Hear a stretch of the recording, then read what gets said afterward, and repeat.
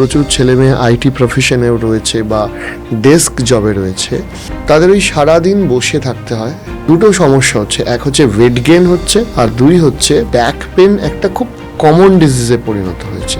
এই দুটো বিষয় নিয়ে আপনি কি বলবেন?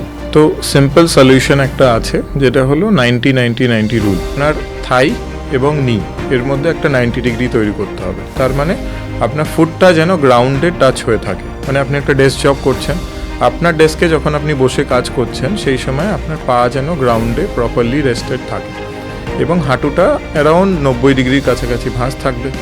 হিপ আর বডির মধ্যেও এগেন 90 ডিগ্রি। এই আমরাই একটু ব্যাকে হেলে বসে আছি, তো we can keep it at 90 degree তাকি স্পাইনটা আমাদের প্রপারলি রেস্টেড থাকে।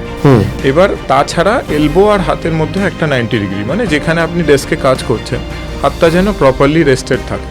বেশিরভাগ আমরা কম্পিউটারে কাজ করি, তো যে মাউসটা আছে, যে মাউসটা নিয়ে সারাক্ষণ আমরা কাজ করছি, সেটা একটা পজিশনে আমরা হাতটাকে বা এলবোটাকে হয়তো আমরা প্রপারলি ডেস্কে রাখলাম না, তো শোল্ডারটা কিন্তু আমাদের সারাদিন মাসেলটা অ্যাক্টিভ থেকে স্ট্রেন পড়ছে।